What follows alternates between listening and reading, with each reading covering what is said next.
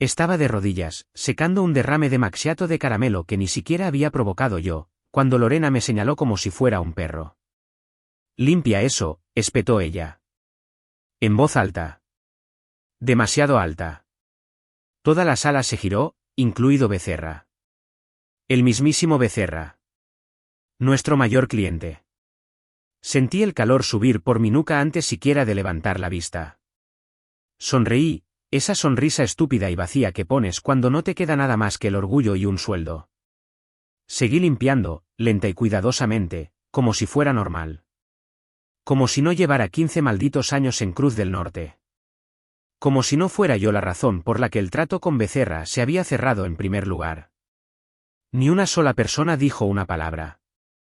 Damián estaba allí de pie como un maniquí con su estúpido saco de terciopelo, hojeando sus notas. La representante de Recursos Humanos miraba fijamente la esquina de la mesa como si rezara para que se la tragara entera. Y Becerra, él me miraba como si yo fuera parte del personal de limpieza. Debería haber estado enfadado, pero era algo más frío que eso. Algo asentado, como una grieta recorriendo el hormigón, silenciosa y definitiva. Lo sentí en el pecho. Ese pequeño y duro clic. No una crisis, no una explosión, solo un cambio. Como si la poca esperanza que me quedaba finalmente se hubiera levantado y hubiera salido de la habitación. No dije una palabra. Me levanté, dejé caer las servilletas empapadas en la basura y me ajusté el saco como si todavía me quedara una pizca de dignidad que salvar. No miré a Lorena. No miré a Damián. No miré a Becerra, aunque sabía que me estaba observando salir con ese pequeño ceño fruncido, como si intentara descifrar quién era yo realmente. Llegué a mi habitación de hotel, me quité los zapatos de una patada y me senté en el borde de la cama. No lloré. No grité. Simplemente abrí mi portátil, creé una nueva carpeta y escribí notas-cruz-del-norte. Luego empecé a escribir. Cada insulto mezquino, cada sonrisa falsa, cada vez que me hicieron invisible, cada vez que se lo permití. Y no paré hasta que salió el sol. Escribí hasta que se me acalambraron los dedos. En algún momento, dejé de sentirme humillado y solo me sentí agudo, como si toda la confusión a mi alrededor se hubiera consumido. También sabía dónde había empezado todo. Sabía exactamente cómo habíamos llegado hasta aquí. Cruz del Norte solía ser el garaje de Horacio. Literalmente. Cuando me uní, éramos él, yo, su Golden Retriever, Pingo, y un calefactor que solo funcionaba si le dabas 2 patadas y maldecías en voz baja. Hacía frío, había polvo, era caótico, y fue el mejor trabajo que he tenido. Horacio no era ostentoso, pero era auténtico. Pelo canoso, camisa planchada, sin conversaciones triviales. El tipo de hombre que leía los contratos 2 veces y no creía en los revulsivos. Él creía en el seguimiento. Deslizaba una carpeta sobre el escritorio y decía, arregla esto, y confiaba en que lo hicieras sin tener que vigilarte. Me gané su confianza rápidamente. Para el 2.º año, yo dirigía las operaciones. Para el 5.º, me entregó las llaves cuando fue a operarse del corazón. No lo quemes todo, dijo. Eso fue todo. Sin grandes ceremonias, sin charlas motivacionales. Construimos algo sólido. No viral, no sexy, simplemente estable. Los clientes sabían que decíamos la verdad, incluso cuando dolía. Superamos una caída del mercado, una investigación mediocre sobre la turbia filial de un cliente y un cambio de imagen espantoso que incluía una mascota de ardilla morada.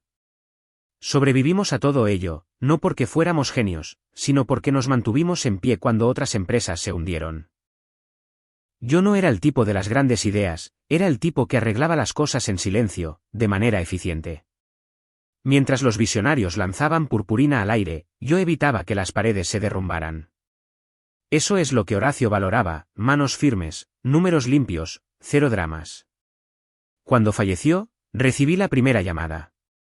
No Damián, no la junta directiva. Yo. Fue su hija, Clara. Su voz se quebró cuando lo dijo. En paz, me dijo. Simplemente no se despertó. Me quedé sentado en mi escritorio, con el teléfono pegado a la oreja, mirando la planta que Horacio me regaló cuando compré mi primer apartamento. No había florecido en años. El duelo no llegó de golpe, vino en oleadas. Pero el caos golpeó de inmediato. Damián apareció como un hombre con una misión. Mismo apellido, nada de los cimientos. Era astuto. Corbatas de seda, jerga tecnológica, planes de crecimiento a 5 años como si acabara de inventar la consultoría. Su primer correo electrónico a toda la empresa tenía una cita de Elon Musk en la firma. Debería haberlo sabido entonces. ¿Y Lorena? Dios mío. Entró detrás de él como la niebla. Sin título, sin cargo, simplemente. Allí. Al principio, solo pasaba de visita. Luego empezó a sentarse en las reuniones. Luego me interrumpía como si yo fuera el asistente. No votamos. No nos reunimos. Simplemente llegó, sonriendo como si todos hubiéramos estado esperando que nos honrara con su presencia. Seguía diciéndome a mí mismo que era temporal. El duelo hace que la gente se vuelva dependiente. Quizás desaparecería una vez que Damián se afianzara. Pero no desapareció. Anidó. Y Damián, él me miraba como si yo fuera parte del mobiliario. La primera reunión de realineación de la visión fue un lunes a las 7:30 de la mañana. Damián la calificó de obligatoria, pero no apareció hasta las 8. Sin orden del día, solo una presentación de diapositivas llena de fotos de archivo borrosas y palabras como sinergia, disrupción y resultados centrados en el ser humano. Para la tercera diapositiva, me di cuenta de que solo estaba lanzando palabras de moda como si fueran granadas, ruidosas, confusas, inútiles. Cada frase empezaba con "de ahora en adelante" y terminaba con "escalabilidad de próxima generación". Mantuve la boca cerrada. Lorena se sentó en primera fila, asintiendo como si estuviera viendo la segunda venida de Steve Jobs. Tomaba notas en una agenda de cuero rosa y levantó la mano 2 veces para elogiar su energía y preguntar si podíamos cambiar a un formato de diapositivas más juvenil. Una semana después, comenzó a unirse a las llamadas de operaciones. No en silencio, no como observadora. Con comentarios completos. Interrumpió mi actualización para corregir mi tono. Suena plano, dijo. Intenta estar más implicado, más vivo. Yo estaba hablando de retrasos en las facturas de los proveedores. Luego vinieron las ediciones. Mi presentación para la revisión del tercer trimestre volvió con emojis de corazón en los encabezados y la palabra impresionante, resaltada en rosa neón. Ella lo llamó vitalidad. Yo lo llamé un maldito circo. Pero lo arreglé, como siempre. Luego me quitaron a Becerra, mi mejor cliente, y se lo dieron a Quique, un tipo que una vez envió un correo electrónico a toda la empresa preguntando si el guacamole era extra en el almuerzo con el cliente. Cuando pregunté por qué, Damián dijo, necesitamos rotar el liderazgo para estimular el crecimiento. Como si fuera un rompecabezas lógico, no un puñetazo en el estómago. Seguía llegando temprano, seguía dirigiendo las revisiones de proyectos de los martes, seguía evitando que nuestros sistemas colapsaran, pero empecé a verlo, pequeños cambios. Recursos Humanos programó una revisión de bienestar conmigo, diciendo que era estándar. Nunca había tenido una en 15 años. La chica que la dirigía no podía mirarme a los ojos. Me ofreció una pelota antiestrés y una lista de ejercicios de respiración. Mi evaluación anual fue la siguiente. Entré esperando lo de siempre, calificaciones sólidas, 1 o 2 áreas de mejora, el mismo gesto cortés hacia un potencial de liderazgo que nunca se materializaba. En cambio, me tomaron por sorpresa. Damián se sentó frente a mí, con Lorena posada a su lado como una especie de acompañante ejecutiva. Mis puntuaciones eran promedio. Mis comentarios eran vagos. No estás alineado con la cultura en evolución de la empresa, dijo Damián, leyendo de un papel como si ni siquiera lo hubiera escrito él. ¿Qué significa eso?, pregunté, manteniendo la voz serena. Lorena intervino. Te estás resistiendo a la transformación, dijo, como si yo fuera un obstáculo, no una persona. Sonreí, asentí y di las gracias. Luego fui directamente al hueco de la escalera y me quedé allí 10 minutos, con los puños en los bolsillos y el corazón acelerado. Esto no era una mala racha. Era un fuego lento. Me estaban quitando el suelo bajo los pies, tabla por tabla. Pero no me quebré. No salí furioso. Hice lo que siempre he hecho, me adapté. Reconstruí. Mantuve un perfil bajo. Incluso cuando Quique llamó a un cliente güey en una llamada de retroalimentación. Incluso cuando Lorena corrigió un gráfico de datos que yo había verificado 2 veces y lo hizo incorrecto. Incluso cuando Damián añadió pastor jefe de innovación a la firma de su correo. La cuestión es que no sientes la erosión de golpe. La sientes cuando tu apoyo flaquea y te das cuenta de que el suelo antes era sólido. Empecé a dormir menos. Me dolía la mandíbula de apretarla. Abría los correos electrónicos y sentía una sensación fría en el pecho, como si esperara la siguiente bofetada. Y aún así, me quedé. No porque fuera débil, sino porque era leal, a Horacio, a lo que construimos, a la gente que todavía acudía a mí cuando quería respuestas reales. Pero la lealtad no detiene un derrumbe. Y en el fondo, sabía que se avecinaba. Debería haberme saltado la gala. Todo en mí decía que no fuera, pero aparecí con un smoking alquilado, sonreí como si mi piel no estuviera en llamas y me quedé cerca de la barra como si perteneciera allí. 2 clientes importantes estaban en la ciudad, Salinas y Valero. Ambos de la vieja escuela, ambos leales. O al menos solían serlo. El salón de baile parecía como si una startup hubiera explotado, letreros de luces LED, centros de mesa de neón, una pared de hashtags. Lorena flotaba por todo aquello con una chaqueta plateada de lentejuelas como si fuera la maldita reina de la disrupción. Se acercó con una copa de champán, sonriendo ampliamente. «Oh, ahí estás», dijo, como si me hubiera estado escondiendo de ella. Se acercó más, me miró a los ojos e inclinó la copa lo suficiente como para derramarla sobre mi pecho. «Oh», exclamó, tan falso como un anillo de tianguis. «¿Podrías limpiar eso?» Su voz se oyó en todo el lugar. Deliberadamente. 2 clientes se giraron para mirar. No parpadeé. Me agaché de nuevo. Servilleta en mano, rodillas en la alfombra, el champán frío empapando mi camisa. Salinas enarcó las cejas. Valero bebió de su copa. Lorena simplemente sonrió como si hubiera ganado algo. Me levanté, todavía en silencio, y pasé junto a la barra, junto a la junta directiva, junto al último fichaje de Damián que retransmitía en directo la gala para generar interacción. No me despedí. Ni siquiera miré hacia atrás. En casa, me quité los zapatos de una patada, me aflojé la corbata y fui directo al armario del pasillo. Muy al fondo, detrás de una pila de recibos viejos y una caja de herramientas oxidada, estaba la caja ignífuga que Horacio me dio antes de su primera operación. «Ábrela solo si es necesario», había dicho. «Lo sabrás». Y lo supe. La caja crujió cuando la abrí. Dentro había una carpeta, de cuero, gruesa, con las esquinas gastadas. En la portada, escrito a mano por Horacio, cláusulas de contingencia. Hojeé rápidamente, con el corazón latiendo más fuerte con cada página. Notas legales, detonantes de gobernanza, memorandos internos. Entonces lo vi. Sección 7, cláusula de reversión del fundador. Si la empresa, a juicio del fideicomisario designado, entraba en un periodo de gestión hostil o gobernanza comprometida, todo el poder de voto revertiría a ese fideicomisario durante 180 días. Era una cláusula de último recurso. Nunca presentada, nunca activada. Mi nombre estaba en ella. No el de Damián, no el de Lorena. ¿El mío? Horacio la había firmado durante su primer susto de salud, testimoniada, notariada y archivada por triplicado. Una opción nuclear enterrada bajo 15 años de confianza.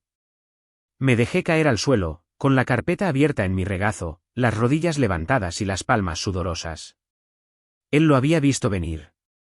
No a ellos exactamente, sino la erosión, el mal uso, la podredumbre. Y me dejó una cerilla. No me moví durante mucho tiempo.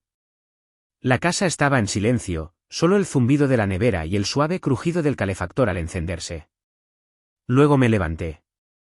Saqué mi portátil de la bolsa y lo puse en la encimera de la cocina, enchufé mi teléfono y abrí una carpeta en blanco. Nuevo título, iniciar. Trabajé toda la noche. Sin música, sin distracciones, solo yo, la carpeta y una pila de blocs de notas amarillos esparcidos por la mesa de la cocina. Lo imprimí todo: correos electrónicos, transcripciones de llamadas, memorandos internos, ediciones de calendario, registros de chat. Saqué mensajes marcados del historial de Slack de Damián. Hice capturas de pantalla de cada documento que Lorena había tocado. Luego encontré su LinkedIn. Allí estaba, en negrita: asesora ejecutiva, Socios Cruz del Norte. No voluntaria, no apoyo informal. Ejecutiva. Eso por sí solo era una violación. Nuestros estatutos requerían la aprobación total de la Junta para cualquier nuevo nombramiento ejecutivo. Nunca había habido una votación. Demonios, ni siquiera había habido un correo electrónico. Abrí una nueva carpeta titulada Interferencia ejecutiva no autorizada. A continuación, revisé las fotos de la gala. Por suerte, nuestro equipo de redes sociales había subido cientos a la unidad compartida. Lorena dando órdenes al personal. Lorena sentada con clientes. Lorena en el escenario agradeciéndose a sí misma por su orientación. Las metí en la carpeta 2, incumplimientos de gobernanza. Luego vino la parte más difícil: registrar las humillaciones. Cada vez que me menospreciaba delante de los clientes, cada vez que me corregía a mitad de una reunión, cada vez que daba su opinión sobre cosas fuera de su competencia. Recopilé notas de calendario, marcas de tiempo de correos electrónicos, quejas internas que nunca presenté pero que redacté y guardé de todos modos. Nunca había presentado quejas a recursos humanos. Era demasiado orgulloso. Eso fue un error. Lo compensé ahora. Carpeta 3, entorno hostil. 3 carpetas, un archivo maestro. Alrededor de las 3 de la mañana, escribí la carta de resumen, dirigida a Becerril, nuestro asesor legal general. No malgasté palabras, solo hechos, citas, fechas. Adjunté la sección de la carpeta, resaltando en negrita la cláusula, sección 7, cláusula de reversión del fundador. Sabía que Becerril la reconocería: él ayudó a Horacio a redactar esa maldita cosa. También sabía que me debía una. 6 años atrás, casi había aprobado un acuerdo de licencia que nos habría hundido en litigios. Lo detecté justo a tiempo, le salvé el pellejo. Nunca lo olvidó. Terminé la carta con una sola línea: con efecto inmediato tras la validación, asumo el control fiduciario interino bajo el estatuto original de Horacio de la Cruz. Luego imprimí 5 copias, una para Becerril, una para Carolina, la secretaria de la Junta, una para Recursos Humanos, una para el Departamento Legal y una para mí. Sellé la de Becerril en un sobre grueso de color crema. Sin adornos. Simplemente limpio, oficial, claro. A las 5:12 de la mañana, programé una entrega por mensajería para las 9 en punto en su oficina del 4º piso. Conocía el momento. Sabía lo que se avecinaba. Había visto suficientes despidos para reconocer la preparación. Sin orden del día, una reserva de calendario vaga, recursos humanos incluido. Iba a ser mi despido. Perfecto. Ellos querían enterrarme en una sala de juntas, yo iba a enterrarlos en papeleo. A las 6, ya estaba vestido. No con traje.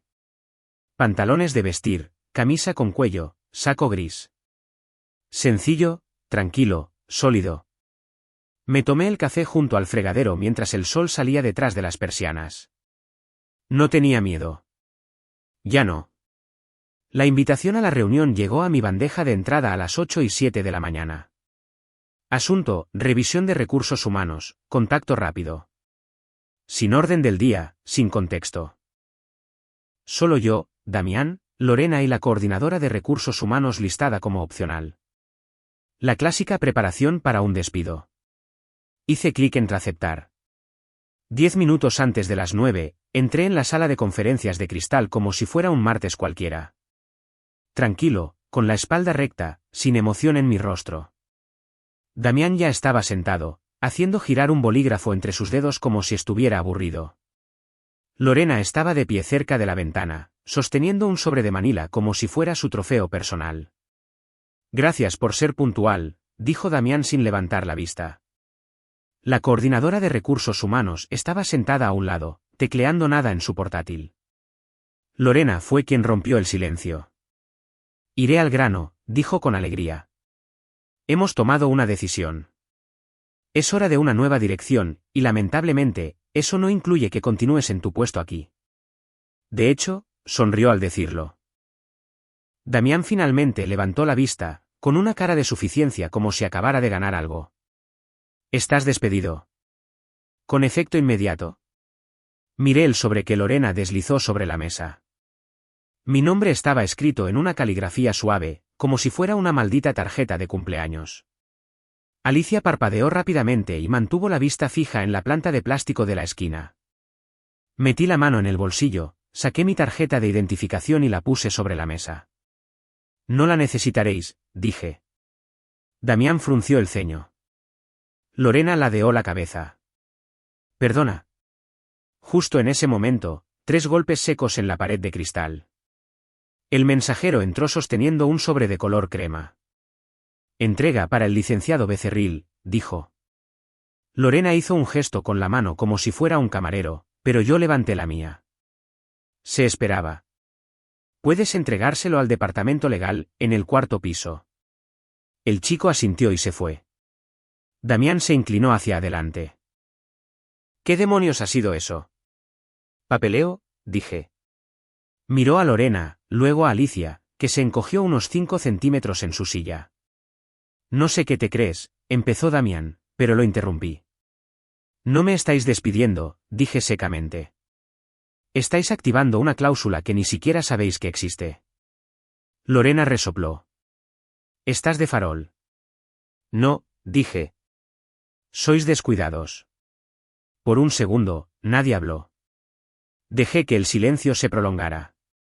Luego Lorena se levantó, con ese sobre todavía en la mano como si no supiera dónde ponerlo ahora. Damián se removió en su silla, finalmente lo suficientemente nervioso como para desviar la mirada. Salí sin decir una palabra más. Fuera de la sala, me crucé con el mensajero en el pasillo y vi el sobre en las manos de Becerril. Ya estaba leyendo el resumen, con el ceño fruncido, caminando rápido hacia el departamento legal como si el edificio estuviera en llamas. ¿Bien? Que se sienten ahí y se pregunten qué pasa. Becerril entró en la sala de conferencias sin llamar. El sobre de color crema en una mano, la carpeta bajo el brazo. Parecía un abogado entrando a una declaración, hombros tensos, expresión nula. Damián se giró en su silla. Becerril, ¿qué está pasando? Lorena soltó una risita, todavía aferrada a su sobre como si fuera a salvarla. Si es por esa pequeña entrega, no te preocupes, solo son tonterías viejas. Becerril no se rió, ni siquiera parpadeó. Dejó caer la carpeta sobre la mesa con un golpe seco. La abrió en la sección 7. Ha activado la cláusula del fundador, dijo secamente. Lorena parpadeó. Perdona. Es válida. Presentada, notariada. Tu perfil de LinkedIn por sí solo viola 3 puntos de los estatutos de conducta ejecutiva. Damián se removió, inclinándose hacia adelante. ¿De qué estás hablando? Ya ni siquiera trabaja aquí. Esta es una acción de recursos humanos cerrada. Carolina entró en ese preciso momento. Secretaria de la Junta, siempre 3 pasos por detrás del drama, pero meticulosa cuando era necesario. Sostenía su portátil como un escudo y se aclaró la garganta. Eso es incorrecto, dijo. La cláusula lo nombra fideicomisario interino, con efecto inmediato tras los detonantes de mala gestión. Ningún despido o votación de la Junta lo anula. Damián la miró como si acabara de cambiar de bando en una guerra. ¿Qué demonios significa eso?, espetó. Significa, dijo ella, leyendo directamente del documento, que tiene plena autoridad de fundador durante 180 días, incluyendo poderes de suspensión ejecutiva. Silencio sepulcral. El rostro de Lorena se congeló en una extraña media sonrisa que no sabía si estaba ganando o derritiéndose. Se volvió hacia Becerril. Seguramente hay margen para la interpretación aquí. Quiero decir, este es un lenguaje antiguo, simbólico. Becerril la miró directamente a los ojos. Esto es gobernanza corporativa, no un poema. La mandíbula de Damián se tensó. ¿Y qué? ¿Simplemente le estáis entregando la empresa? No, dije. Lo hizo Horacio. Me senté en la silla frente a ellos, tranquilo, centrado. Sin regodearme, simplemente sereno. Damián empezó a hablar de nuevo, pero Becerril lo interrumpió esta vez. ¿Quieres que redacte la baja de Damián?, preguntó. ¿O lo harás tú? No me apresuré a responder. Solo miré a Damián. Su boca se abrió y luego se cerró. Sus manos temblaban, frotándose la palma, haciéndose crujir los nudillos. Me miraba como si yo fuera un fantasma que no había visto venir. Lorena se levantó. Esto es absurdo. Le he dado a esta empresa a mí. Nunca fuiste nombrada, dijo Carolina, todavía revisando sus notas. No hay registro de ninguna acción de la Junta que autorice tu participación. Estás legalmente expuesta. Lorena se sentó de nuevo, rápidamente. Becerril empujó la carpeta sobre la mesa hacia mí. Todo lo que necesitamos es tu firma para activar la autoridad temporal. Los procedimientos de gobernanza de emergencia comienzan inmediatamente después. La firmé. En silencio, con firmeza. La habitación cambió. No de forma ruidosa ni dramática, solo un cambio. El mismo tipo de cambio que sentí la noche en que ella derramó champán sobre mi camisa. Solo que esta vez, resquebrajó el suelo bajo sus pies. No sonreí. No me regodeé. Simplemente me recliné y dije, procedamos. Damián se sentó en la silla del becario. No en la silla lateral, no en el extremo de la mesa. La silla del becario. Pata coja, vinilo agrietado, baja como si estuviera hecha para la vergüenza. No habló, ni siquiera se movió, simplemente se quedó allí, pequeño. Lorena no estaba en la habitación. Lo había intentado. Intentó irrumpir como si todavía fuera dueña del aire del edificio. La seguridad la bloqueó en el ascensor. Yo no di la orden, pero tampoco la detuve. Entré en la sala de juntas y ocupé el antiguo asiento de Horacio. En la cabecera de la mesa, en línea recta con la pantalla. Su silla crujió tal como lo recordaba. Me senté con ambos pies plantados en el suelo, la espalda recta, las manos entrelazadas. No porque quisiera el poder, sino porque alguien tenía que restaurar el equilibrio. Becerril se paró a mi lado, con la carpeta abierta y las gafas bajas sobre la nariz. Sección 7, dijo, tranquilo y claro. Cláusula de reversión del fundador, activada por incumplimiento de la gobernanza, confirmada por el Departamento Legal, ratificada por los estatutos. Leyó la cláusula completa en voz alta, palabra por palabra. Nadie interrumpió. Cada persona en esa mesa, cada miembro de la Junta que una vez me había sonreído de pasada como si fuera parte del papel pintado, me miraba fijamente como si me vieran por primera vez. Carolina tomaba notas como si estuviera registrando el Evangelio. Esta vez no hubo miradas de reojo. Ni suspiros pasivo-agresivos. Solo pluma sobre papel, rápida y concentrada. Me volví hacia ella. Por favor, toma nota de que esta es una sesión de gobernanza de emergencia bajo control fiduciario. Ella asintió. Anotado. Miré alrededor de la mesa. ¿Alguna objeción? Silencio. No tenían miedo, no exactamente, pero tampoco estaban relajados. Vi respeto en su postura ahora.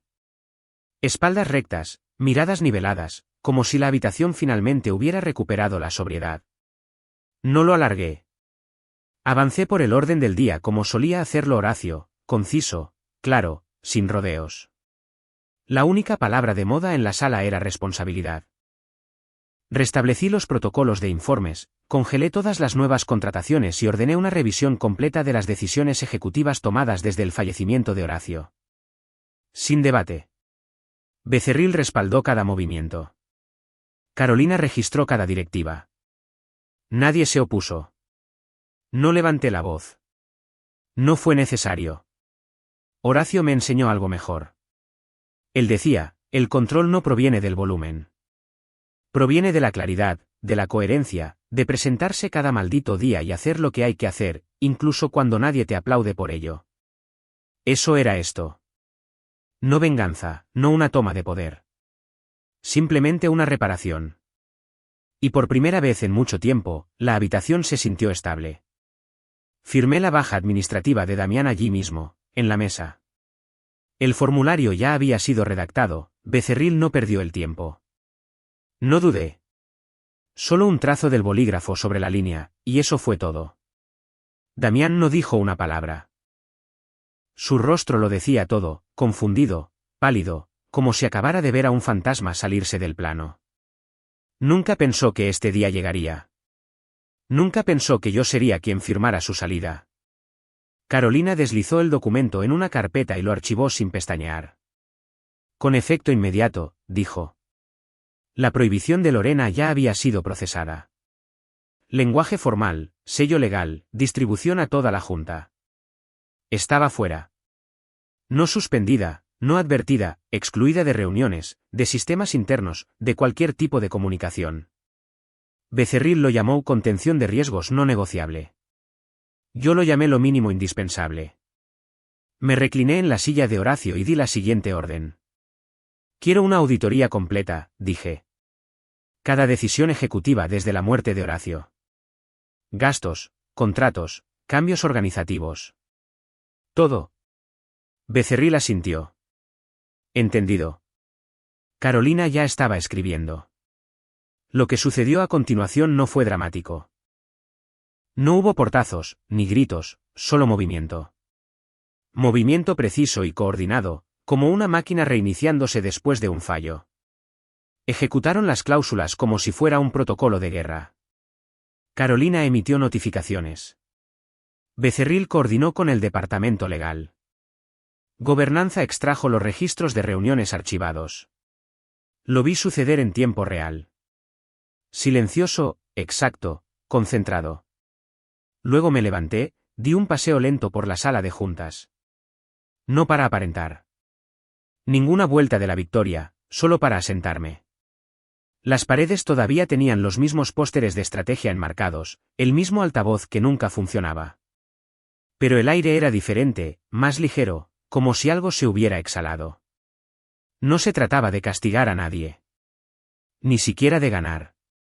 Se trataba de restaurar algo que importaba, la cultura, los principios, la estructura que Horacio construyó con sus propias manos y confió en mí para proteger. Habían intentado derribar eso con astax y sacos de terciopelo, pero yo recordaba lo que lo mantenía unido. No eran palabras de moda. No era la imagen. Era el tesón, la firmeza, la claridad. Olvidaron quién construyó los muros. Yo solo se lo recordé. No hice una fiesta. No reuní al equipo. No di un discurso. Simplemente fiché temprano al día siguiente e hice el trabajo. Como siempre. Portátil abierto a las 7:45. Café solo en mano, lista de tareas preparada. La gente mantuvo la distancia al principio, no hostil, solo insegura, como si no supieran si empezaría a cortar cabezas o a repartir abrazos. Algunos evitaron el contacto visual en el ascensor. Un tipo me ofreció una dona y retrocedió como si pudiera morderlo. No hice una limpieza de personal, limpié la podredumbre. Gregorio fue reasignado, nada dramático, solo fuera de los proyectos que había estropeado y en algo más seguro, más tranquilo. Quique fue supervisado de cerca. Lo puse bajo la tutela de Julia, que sabía cómo evitar que veinteañeros arrogantes arruinaran las relaciones con los clientes. No le gustó, pero tomó nota. Los becarios, ellos recibieron la verdad. No más laboratorios de estrategia de próxima generación, solo trabajo. Plazos. Comentarios que no venían en emojis. La máquina de café dejó de hacer espuma de leche y volvió al café solo. El ficus de la esquina no fue desechado, pero alguien finalmente lo regó. Por primera vez en 6 meses. Dirigí las reuniones como me enseñó Horacio, concisas, directas, honestas. Sin alardes, sin volver sobre lo mismo. Si no servía al objetivo, no entraba en la sala. Nadie preguntó por Damián. Recursos Humanos envió un correo electrónico de transición a toda la empresa lleno de palabras vacías. La mayoría de la gente lo leyó, asintió y siguió adelante. Me envió un correo electrónico una vez desde su baja. El asunto decía, sinceras disculpas. El cuerpo eran 3 párrafos de excusas disfrazadas de perspicacia. Leí la primera línea, cerré la ventana y nunca la volví a abrir. Hay cosas que no necesitan palabras. Lorena, Ella se desvaneció como un perfume barato. Dejó un rastro, pero nada que pudiera retener. Lo último que supe es que se unió a la junta de una organización sin fines de lucro en San Miguel de Allende, probablemente dando opiniones no solicitadas sobre su logotipo. La cuenta de Becerra volvió 2 semanas después. Sin explicaciones, solo un correo electrónico de su parte para reprogramar. Cuando nos reunimos, el cliente no dijo una palabra sobre lo que había pasado, simplemente me estrechó la mano más tiempo de lo habitual. Quité todos los pósteres del catalizador del cambio de las paredes, los reemplacé con nada. No necesitábamos eslóganes. Teníamos estándares.